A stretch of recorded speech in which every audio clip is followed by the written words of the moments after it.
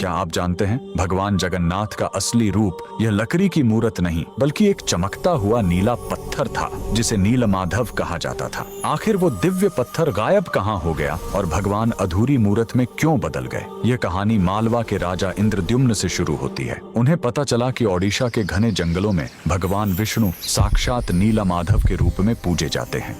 राजा ने अपने मंत्री विद्यापति को खोज पर भेजा। विद्यापति जंगलों में भटकते हुए आदिवासी सरदार विश्ववसु तक पहुंच गए, जो गुफा में गुप्त रूप से नीलमाधव की पूजा करते थे। विद्यापति ने सरदार की बेटी से शादी की और जिद करके गुफा देखने की बात मनवा ली। सरदार ने शर्त रखी कि वे उनकी आंखों पर पट्टी बांधकर ले जाएंगे, लेकिन विद्यापति ने चालाकी की। उन्होंने रास्ते में चुपके से सरसों के बीज गिरा दिए। कुछ दिनों बाद जब बारिश हुई तो सरसों के पौधे उग आए और विद्यापति को गुफा का रास्ता मिल गया। उसने तुरंत राजा को खबर दी। राजा इंद्रद्युम्न अपनी विशाल सेना लेकर घमंड के साथ भगवान को लेने पहुंचे, लेकिन उनके वहां पहुंचते ही नीलमाधव की मूर्ति हमेशा के लिए गायब हो गई। भगवान अपने भक्त विश्ववसु के साथ हुए धोखे और राजा के घमंड से नाराज थे। राजा ने रोकर माफी मांगी और अन्न जल त्याग दिया। तब आकाशवाणी हुई, मैं अब उस पत्थर के रूप में नहीं मिलूंगा, अब मैं समुद्र तट पर एक लकड़ी के लट्ठे के रूप में आऊंगा। कुछ समय बाद पुरी के समुद्र तट पर एक विशाल अद्भुत लकड़ी का लट्ठा तैरता हुआ आया।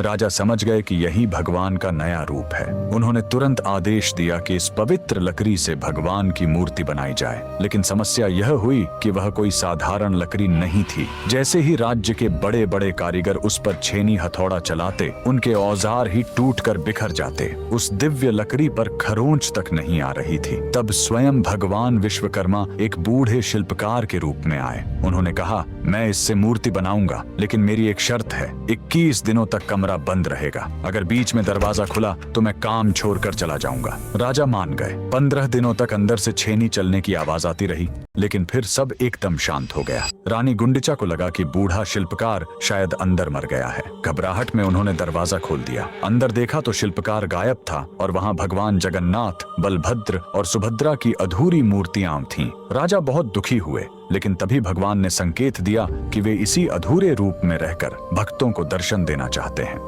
यही कारण है कि आज भी हम भगवान के उस अधूरे लेकिन सबसे प्यारे रूप की पूजा करते हैं। कमेंट्स में जय जगन्नाथ जरूर लिखें।